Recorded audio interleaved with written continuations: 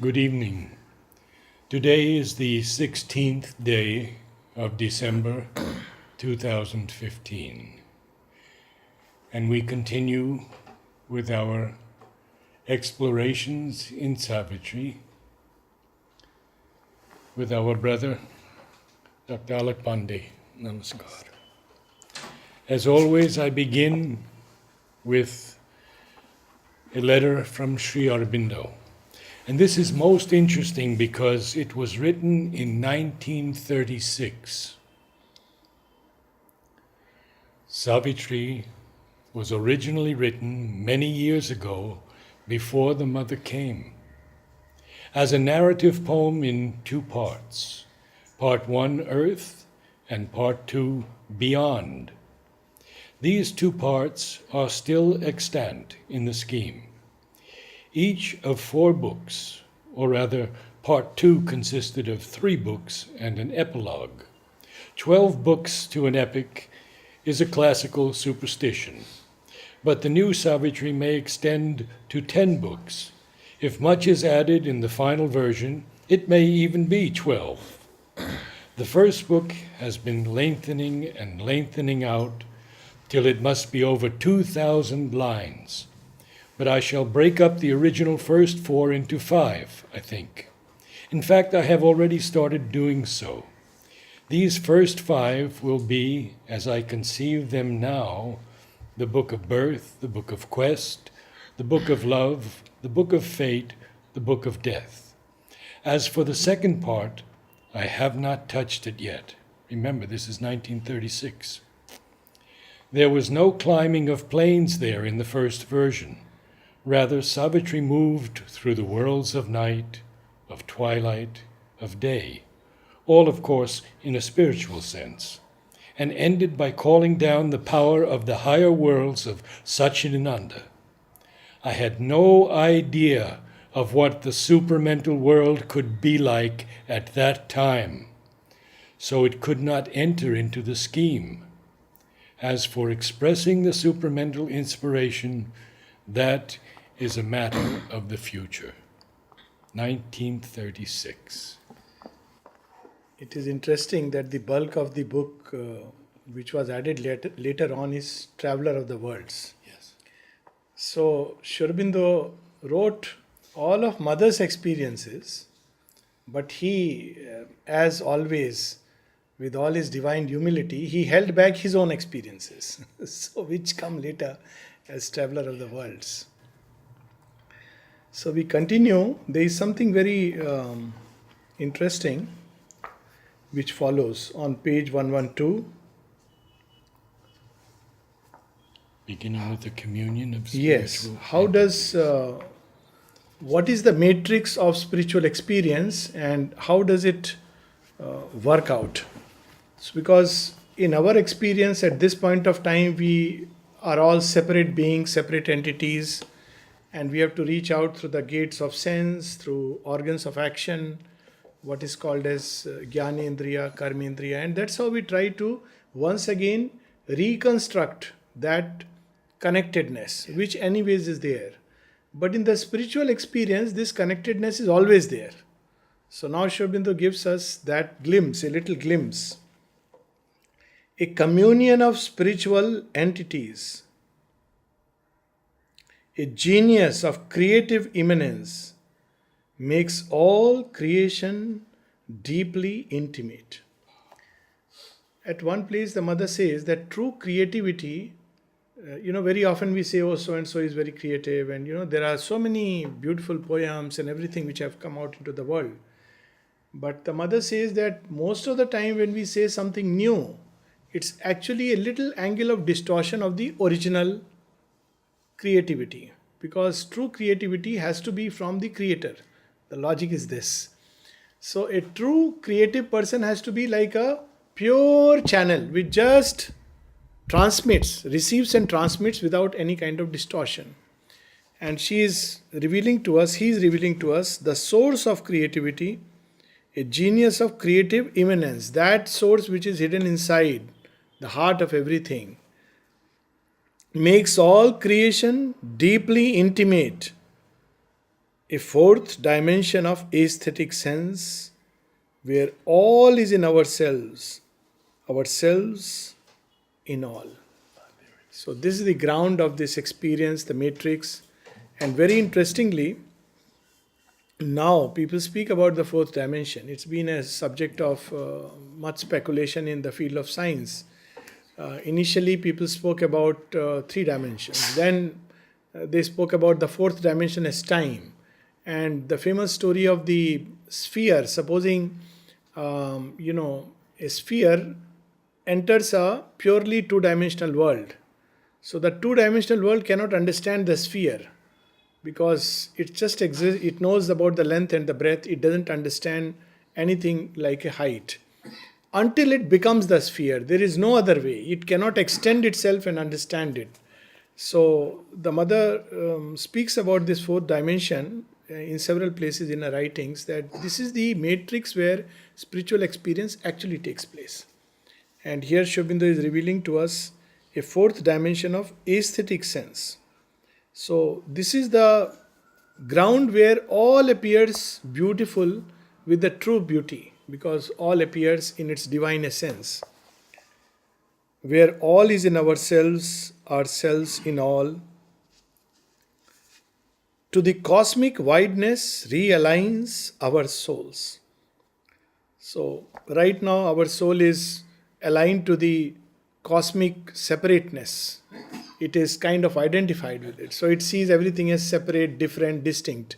But then it can realign to the universal and awaken to the deeper truth.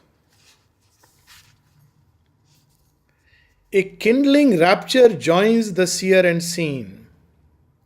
It's a marvelous expression which follow here. How the universe is experienced from within outwards. Right now we experience it from outward within, but from within outwards. A kindling rapture. We can get an inkling of it in moments of love, where suddenly there is a rapturous sense of two beings growing one. There is a rapture.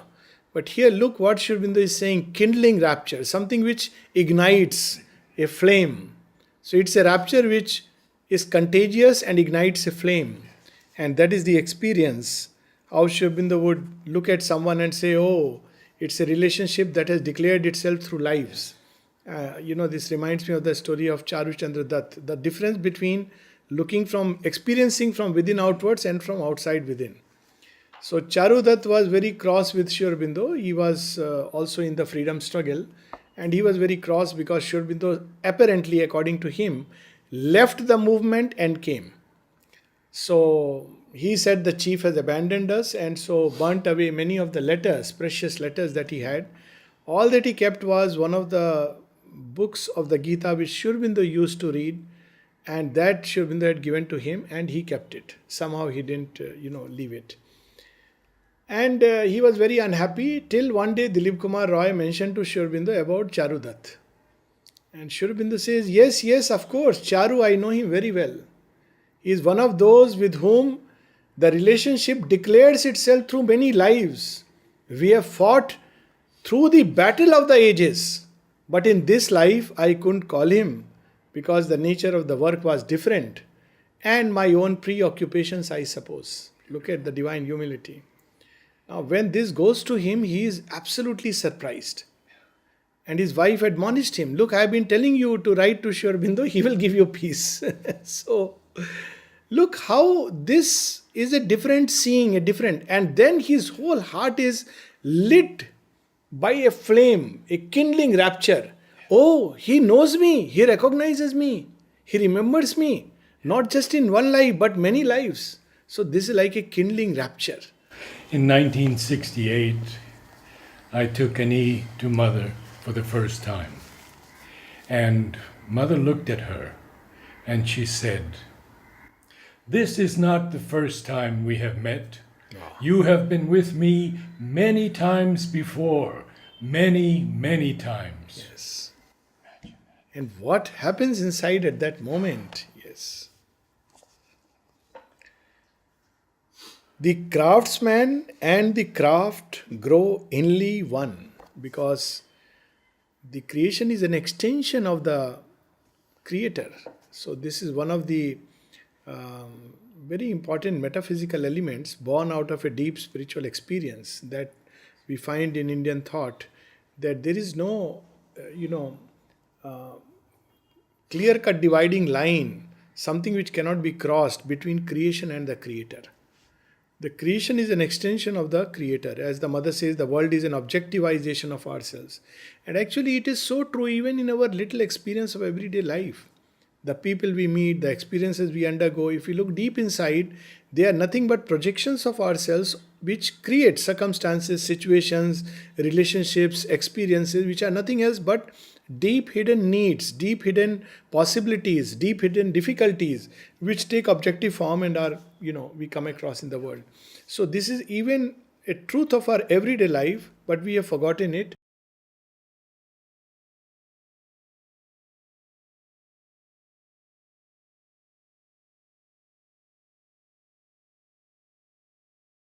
Devised. And look at this line, inly one, achieve perfection by the magic throb and passion of their close identity. This is the way of the divine. That all that he keeps doing is to push more and more love and to call these souls of the strong to the Leela of Krishna and Kali. Souls of the strong. I am here to call. So that's how he works. Achieves perfection by the magic throb and passion of their close identity, because the creation and the creator are one. So that's how. Now, yes. Now he Yes, about us. yes. All that we slowly piece from gathered parts, or by long labor stumblingly evolve, is there self-born by its eternal right. That is the original plan which keeps on pushing itself into the world, and that is where the hope lies. And so the world is bound to ultimately feel the pressure of the change. Even about the ashram, even recently someone was asking me in another context that we are going to plan a center, should we not first have the building? It doesn't work like that. In the ashram context, she says everything has grown by a pressure of consciousness. In fact, if the building is there and the truth is not there, it will be dangerous. It is much better to have the truth and the building emerge as a consequence. And that's how the ashram has grown and continues to grow and spread far and Mother wide. said to us, always begin small. Yes. Infant step. That's how nature works, no? Yes. One infant step Yes. is the prelude to an epic climb. And so now comes the beauty. In us too the intuitive fire can burn. This possibility of the original creative immanence, it's possible that we too can be kindled by its rapture. And in us too the intuitive fire can burn. An agent light, it is coiled in our folded hearts. On the celestial levels is its home. Descending, it can bring those heavens here. This is the plain and simple logic of things. Yet a veil behind the heart and a lid above the mind. Keep us from the divine. Keep us from the divine. And the end, love and devotion rend the veil. In the mind, silence, The lid, the lid thins thins and out vanishes. and vanishes. That's all. Yoga simplified. People say Sri Aurobindo's yoga is very difficult. It is one of the easiest yoga, I must say. So easy that it's hard to believe it is so easy. We want to make it difficult. Difficult, complicated. Love and devotion rend the veil. In the stillness of the mind, the lid thins out and vanishes. And then there is nothing else but soul within and grace above. All that we need to know. Descending, it can bring those heavens here. But we have a problem, our real problem. But rarely burns the flame, nor burns for long. The joy it calls from those diviner heights brings brief, magnificent reminiscences. Look at the word, reminiscences. Shubinda is a magical way of using, of course, language. He's the master, the incarnate word. Reminiscences of what? Of whose? Exactly what you were saying, that the mother says that you and me are, we have been together in many lives. Now, normally we talk about reminiscences as something that has happened in the past and I remember it. Now, look at this kind of reminiscence. Suddenly, one walks into the ashram for the first time and says, "This is my home." Which sense, which faculty experiences it? So that can bring that joy, that intuitive light. It's only through intuition that we can know the divine and recognize the divine. And high, splendid glimpses of interpreting thought, but not the utter vision and delight. Why not? A veil is kept, something is still held back, lest, captives of the beauty and the joy, our souls forget to the highest to aspire. This is the big challenge. It is said in spiritual traditions, and I deeply believe it. Maybe I want to believe it, but I believe it. It's true. It's said in traditions that all the greatest experiences, the ultimate ones, they are held back by the divine for towards the later part of your journey. So we have to be very patient, because if they are given too early, it's too premature.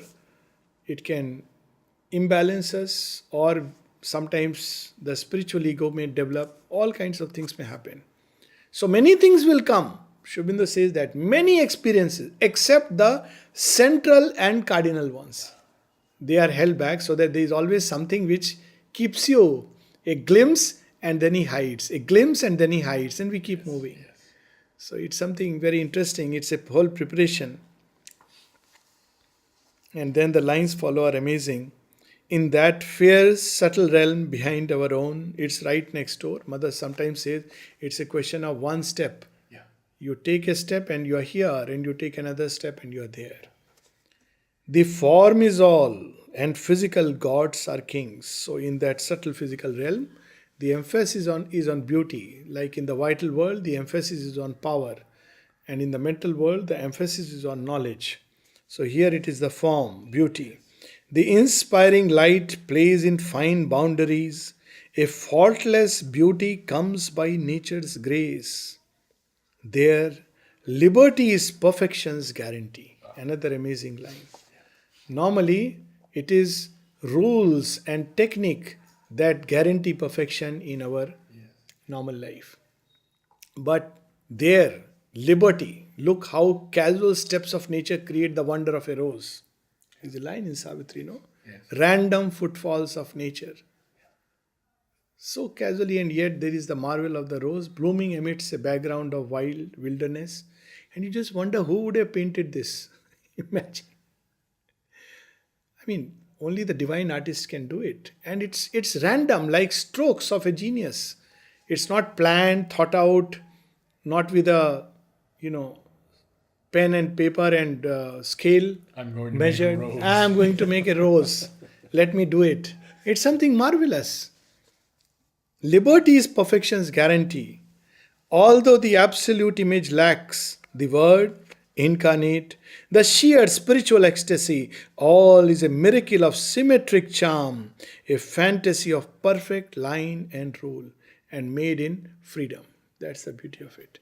I mean, if one looks at a seashell, it's amazing. If it's a small little thing with such a perfection of shapes, and if you come to think about it, how is it formed? By the gnashing and splashing of the wild waves. How is it made? I mean, it's something amazing if you just look at it. These are wild waves. And sometimes the forms are so intricate, so beautiful. And Yeah. But in this world, the absolute image yes. is lacking. Yes, of course. Yeah. That is only beyond Yes. that supramental world and beyond. So, there, and that is the problem of these worlds, there all feel satisfied in themselves and whole. A rich completeness is by limit made. Marvel in an utter littleness abounds. An intricate rapture riots in a small space. That is how we conceive the heavens are. Here, of course, these are heavens of the physical world, subtle physical world. But there is a problem there. The problem is everything is too good. And therefore, it doesn't seek for anything more. That follows. Each rhythm is kin to its environment. So there is no jarring of colors, no jarring of forms. It's blending and fusing and conterminous with the environment. But it's very good model for, we are going to make smart cities. We should take a leaf out of this. How it should be, how things should blend with the environment. Look at the service tree and the samadhi. I think this is a perfect example of that. Blending with, no artificial canopy. It's just the tree and the samadhi, as if they are meant for each other. And how it has come about, it's amazing. Each object faultlessly built for charm and use. All is enamored of its own delight. Intact it lives of its perfection sure, in a heaven-pleased, self-glad immunity. It cannot be disrupted. Unlike, the kind of perfection we experience in life, it's held back with great difficulty. It's a perilous perfection, precarious perfection, because we don't know. You make a beautiful picture and next minute a little child has to just come and splash some water over it. It's gone. We want to guard it. But there it's going to remain just as it is. So it's something, that's what they experience. Content to be, it has need of nothing more. And now follows these magical lines, one of our favorite ones. Here was not futile efforts, broken heart.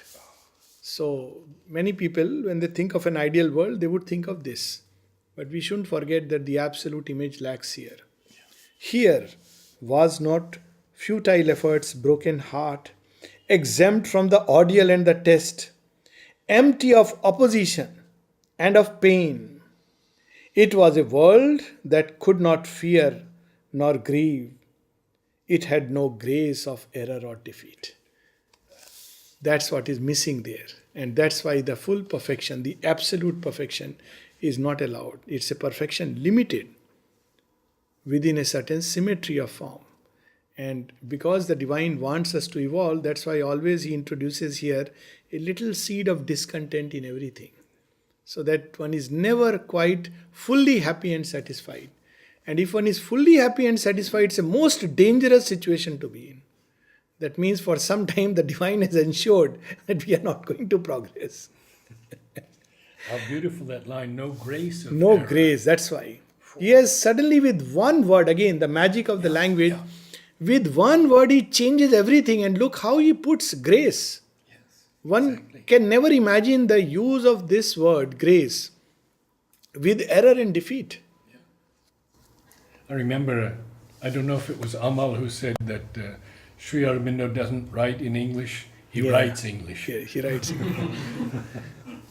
And you know what marvelous experiences sometimes one line can unlock. Now I am reminded of a story. It's there, there are very many stories of, which interesting stories. Grace of error or defeat.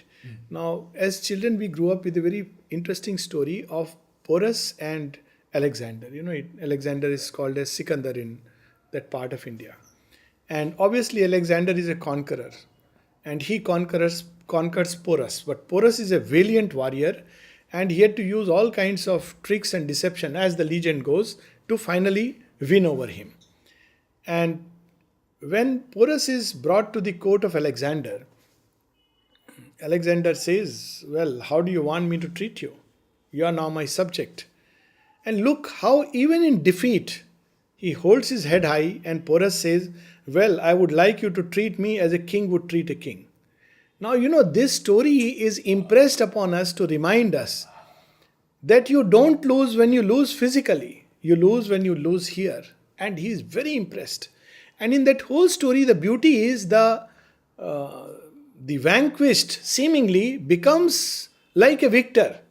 That whole story is to inspire us by the character of Porous, that look, even in defeat, there is something in you which can take it with such a grace and rise many notches up.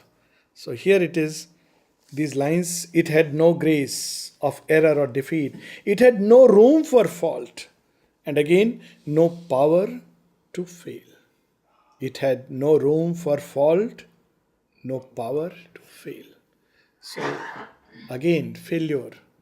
How can there be a power to fail? There is an aphorism of Sri Aurobindo where he says, God is indeed great. He is omnipotent. That is why he can afford to fail. Because he knows he is omnipotent. Greatness lies in that, to accept the challenge. He can become a weakling because he is truly great. So, no power to fail. That's why, when they show these gods, Puranic gods, they are very jealous. They cannot accept failure, and sometimes they are much more miserable than human beings. And the mother made that comment that they are worse than human beings. Human beings, at least, because we go through this most important lesson of life called humility, we can always open to higher and deeper vistas. And that's why we are evolutionary beings, unlike gods who are typal beings. They don't know what is failure. They don't know what is error. They don't know what is defeat. But when they have to evolve, they have to face it. And many don't want. Many don't want. Out of some packed self-bliss it drew at once its formed discoveries of the mute idea and the miracle of its rhythmic thoughts and acts, its clear technique of firm and rounded lives, its gracious people of inanimate shapes and glory of breathing bodies like our own. That's interesting. Yes. So it lives by a different kind of life. It has its own life and bodies which seem to even breathe. And yet, all the forms there are drawn from a deep, intuitive, creative side. It draws from that bliss. It's not something which they learn, like we have to learn. And many artists, what we call as talent, people who are artists by birth, they carry this talent, are actually in contact with these worlds. Sometimes the subtle physical, sometimes the vital, and these images flash upon them, they crowd into their mind and they just create things which are marvel. Yeah. It's because they are in contact with this subtle world.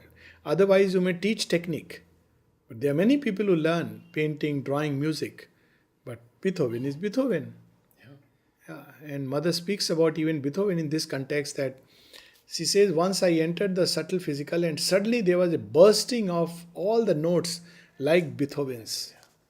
So that's where they get in touch with, and they create so much of beauty and greatness upon earth just by being in contact with those worlds. Brahms Brahms, yes. said that he could go into those worlds, Yeah. and any chord or note that he wanted, he could Yes. just bring down onto Yes. the page. Yes. But we have to go beyond. That's the beauty. We are not here to become that. But that is possible. Amazed, his senses ravished with delight, he moved in a divine yet kindred world, admiring marvelous forms so near to ours. Kindred, just next door. Kindred. And yet it's a marvelous world. Now this is Ashwapati. Yes, Ashwapati. Moving through this world. He is taking joy in these worlds. But the beauty of Ashwapati is he doesn't stop anywhere. So, yet perfect, like the playthings of a god, deathless in the aspect of mortality. It's very interesting, what is mortality in here? Anything which is limited is mortal by its very nature, because only the limitless can be immortal. And yet these forms don't die or vanish. They can either change, they have a plasticity, or they can be reabsorbed back into the one. So it's deathless in its aspect of mortality. How beautiful this line is. In their narrow and exclusive absolute. So here it is that, what does Sri Aurobindo really... In their narrow and exclusive absolutes, the finite's ranked supremacies throned abide. It dreams not ever of what might have been. Only in boundaries can this absolute live. So there is a whole hierarchy of beings, even in the subtle world. That is the true hierarchy. And it projects itself on earth, and on earth it becomes a pell-mell thing. For instance, the soul of a species, the mother speaks of it. The serpent species, there is a actual naga who is like in the subtle physical, one can contact this being, and he controls all these other serpents. Similarly, the cat, she speaks of that. And there, for the cats, that is the absolute. Vivekananda gives this example that if the cat were to construct a god, it would think of a super cat. So, so they are absolute. I mean, for a cat world, that cat is really the absolute. But it is within its boundary, it doesn't go further, it doesn't feel the need because it's a super cat. It's not threatened by other creatures who may swallow because it's a world where everything is living by their limits. It's not a world where we have to hazard the adventure of the unseen, the unknown, and all the worlds coming together, the titanic and the godlike. Ours is a more difficult, much more difficult task.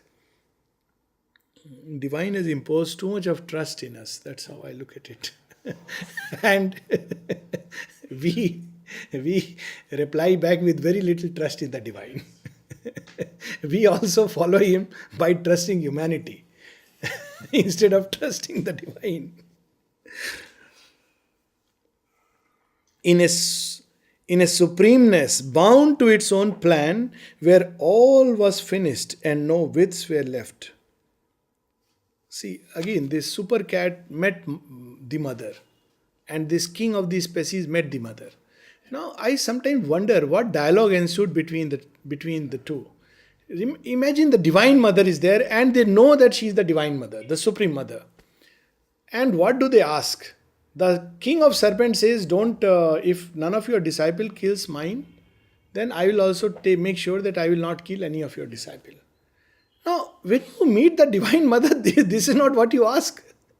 You say, "Mother, I am yours for all lives." But this is where the problem comes. They are so perfect within their limit, they cannot conceive. It's their relation with the spirit of nature and beyond with the divine. And that they are very satisfied with that.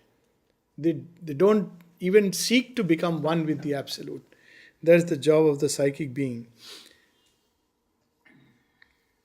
Only in boundaries can this absolute live. In a supremeness bound to its own plan, where all was finished and no widths were left, no space for shadows of the immeasurable, no room for the incalculable's surprise. And this is a world for the incalculable surprise, where certain boundaries, certain gaps are left for the divine to enter through them. These interventions which make this world a delightful play. In bonsai, I had heard this story and I really admired it because it's almost like a spiritual truth that the masters, when they make a bonsai, they leave the scissor there. And as the legend goes, that they do it because they believe that, okay, it's perfect according to me, but maybe somebody may come who may conceive perfection in another way, and they are free to change it, and so the scissor is there. And I really admire this. Beautiful. It's a beautiful thing. So this is evolution on earth, where there is always a surprise for the incalculable. And I think in our own lives we should keep it. Otherwise we always believe too much that everything can be controlled by our thought and reason. A captive of its own beauty and ecstasy. In a magic circle wrought the enchanted might. The spirit stood back, effaced behind its frame. This is the danger and problem of a world which is happy within itself. And I think I have shared this earlier also. I had this impression in Singapore, I had this impression in places that this is a world which is kind of a dead world, very beautiful on the outside, but so hollow inside, captive of its own beauty and joy. There is no problem, no challenge, nothing to evolve, nothing for really. And that's how degradation starts. If you look at Roman Empire, it had extended itself far and wide, and then how the fall began. And that helped eventually. The fall began when it all the people became gluttons and they believed that, well, there's nothing more. Nobody can challenge us. So, admired for the bright finality of its lines, a blue horizon limited the soul. Thought moved in luminous facilities, the outer ideals shallows its swim range. Life in its boundaries lingered satisfied with the small happiness of the body's acts. So that is a world in which the whole emphasis is on form and form and form. The beauty of form, the charm of form, the perfection of form, and within that the spirit consents to tie itself. So a world very nice to the outside, but it doesn't go deep. It doesn't know the depths.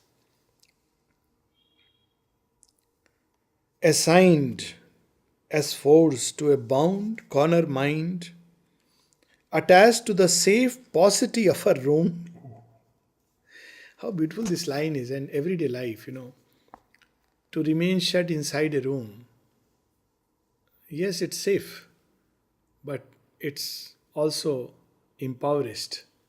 It's, Mother says that many people who think that that is spiritual life, they start eliminating one thing after another because there will be risk of error, because there is a risk of failure, because there is a risk of difficulty. So they eliminate the possibility along with the risk. And eventually, by eliminating everything, they think that they would enter into nirvana. And then she takes a dig and says, but if the Lord wanted nirvana, there would be nothing else but nirvana. And then she gives us the mantra, instead, take everything, and she emphasizes everything, everything, everything, and offer it to the light for transformation. This is another path. So, she did her little works and played and slept and thought not of a greater work undone. So, when we experience failure and falls and difficulties in life, it's really grace. It keeps us, it's like a reminder, alarm clock. Or there is something yet to be done. So God's reminders that there are problems to be solved, issues to be tackled. Forgetful of her violent, vast desires, forgetful of the heights to which she rose, her walk was fixed within a radiant grove. It's again like the perfection of a seashell. It knows not the sea that has shaped it. It is content to lie on the sand. That's it. That's its life. It is beautiful, but it's limited. The beautiful body of a soul at ease, like one who laughs in sweet and sunlit groves, childlike she swung in her gold cradle of joy. And then he says so beautifully, the spaces call reached not her charmed abode. Like a little bird in a nest, very happy, all safe, all contented. Or a parrot in a cage who recites mantras because he's been taught the mantras, but knows not what it means to, soar wide and high into the skies and pluck the mantra out of the breast of the unknown. That it doesn't know. It always relies on something from outside. It's very beautiful. Everybody comes and appreciates and flatters it, and the parrot is happy. It is given everything. She had no wings for wide and dangerous flight. She faced no peril of sky or of abyss. She knew no vistas and no mighty dreams, no yearning for her lost infinitudes. A perfect picture in a perfect frame. Sometimes, again, Shobindo, so marvelously, if we read this line in isolation, a perfect picture in a perfect frame, we would say, how wonderful. But when you read it with the background, it's an ironical statement, almost satirical. Very gentle, a perfect picture in a perfect frame. But what a limitation, what a imprisonment, what an impoverishment, what a paucity. And yet it is a perfect picture in a perfect frame, and that's not what we are meant to be.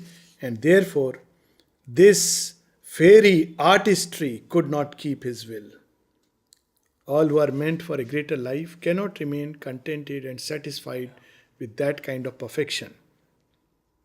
That's why I often say, people say that, India has so many problems. So particularly, people who come from US and they say, oh my God, so many problems. I said, thank God. So, we have to keep praying, we have to keep aspiring, we have to keep working. There is always something to labor on. So the problems will be solved when we have reached a certain level of inner evolution. Then they will be solved from within outwards. But if you create everything solved on the surfaces from the outside, then we'll become like another encrusted civilization. And it's been tried again and again. Yes.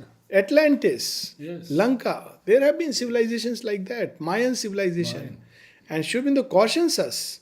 He says that it will be very dangerous for India if it goes the way of the Western ideal of perfection. Yes. Very dangerous. It lose its own Swadharma and become like another industrially equipped, rich and militarily powerful state. But empty. Forgetful of its soul. Only a moment's fine release it gave.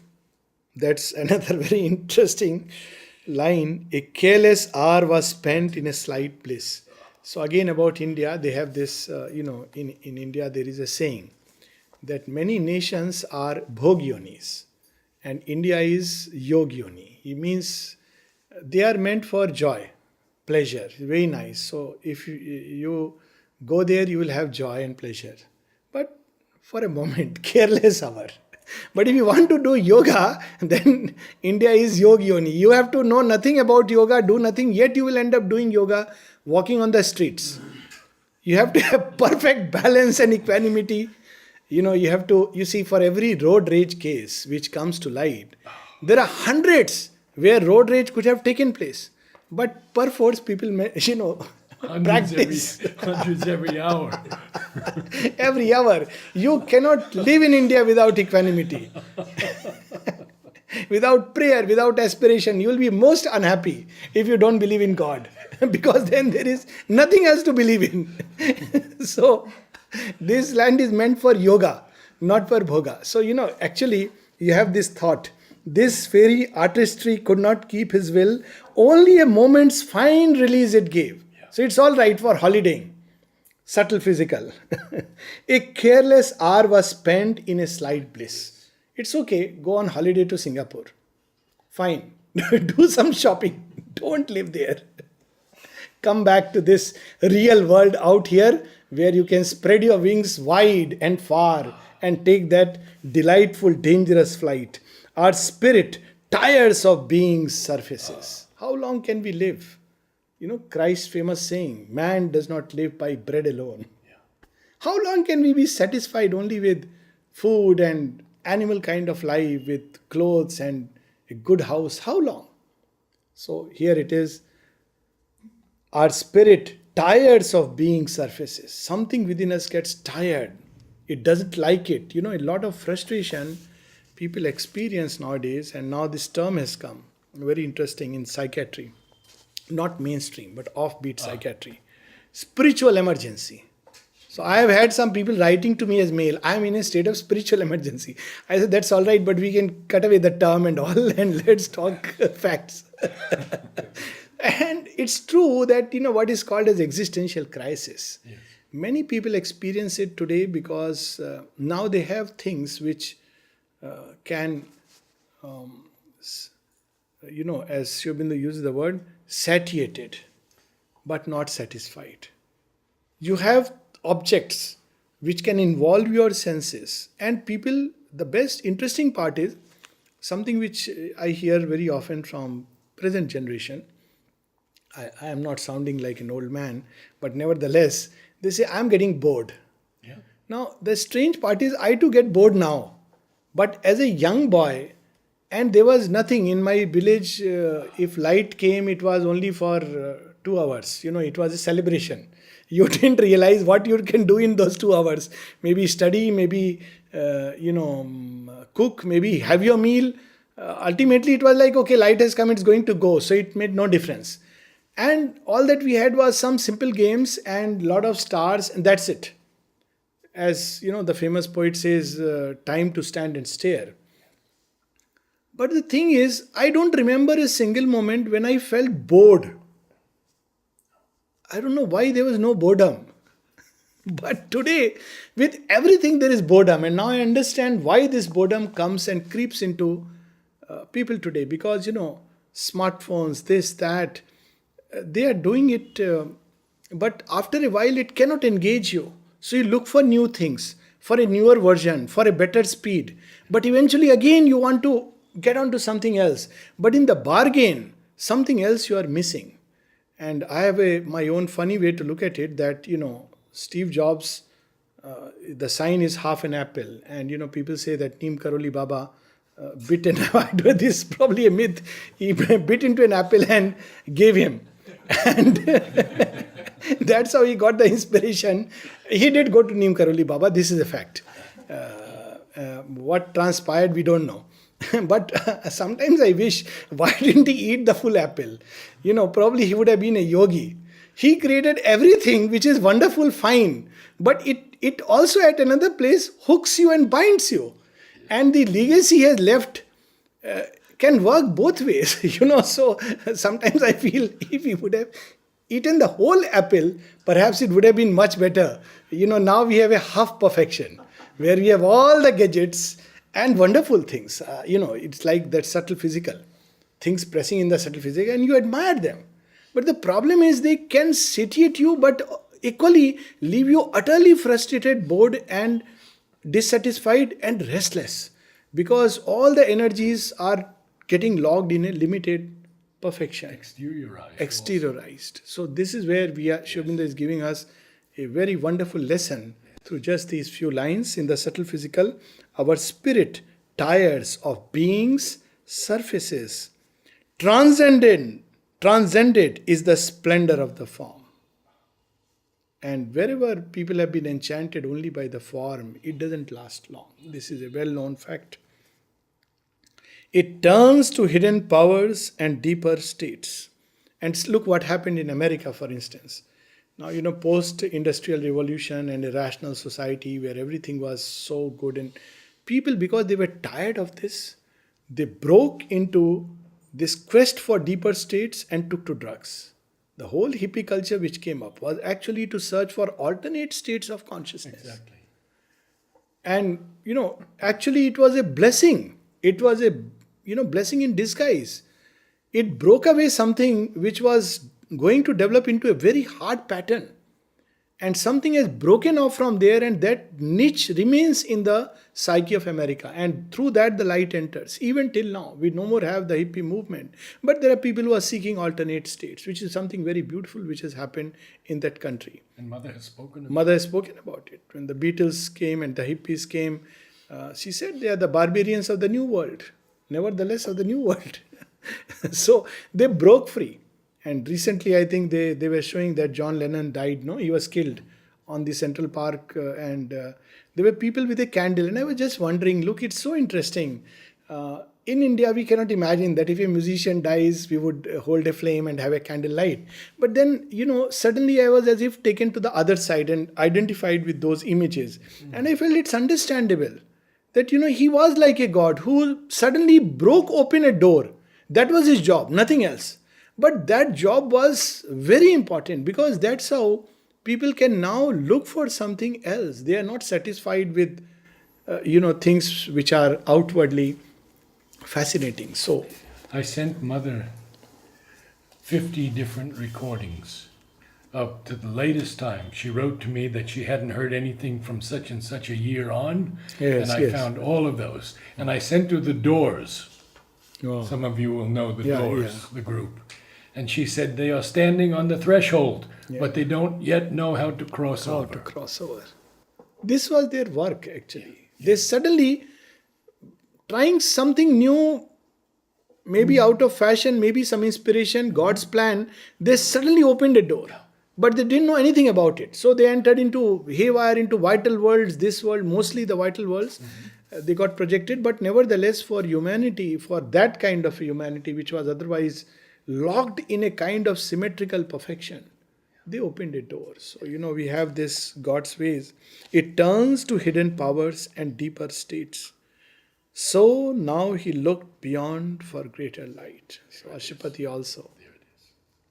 Only thing is, that's not the path that man should take. Because most of the time, they may unlock a door, but we enter into sometimes very dark, dangerous world. Because being surfaces also keep us safe from not only the gods, but also the demon and the jinn. So you unlock the door and it's like, sometimes the lifts are like that. Some of the lifts in India, be careful when you enter. Because, you open the door and the lift is not there. Yeah, my building lift used to be like that. And you take a step unmindful and you fall into the abyss. But I said this is very good. It makes me conscious, You have to be very conscious. Even when you are entering a lift, you can't afford to be unconscious. So I said, India is made for yoga and nothing else. If you want bhoga, go for a while somewhere else. For yoga, come back. So now he looked beyond for greater light. His soul's peak climbed, abandoning in its rear this brilliant courtyard of the house of days. This has to be done. One has to abandon it for the greater climb. He left that fine material paradise. This had one time precipitated upon earth. Mother speaks of that. But that's not that picture perfect, even over mind creation, picture perfect. Yes. But that has to be dissolved because it is still within limits and boundaries. And whatever is within limits and boundaries, it is deathless in its mortal state. Yes. That the divine doesn't want. He left that fine material paradise. His destiny lay beyond, in larger space. End of Canto 2.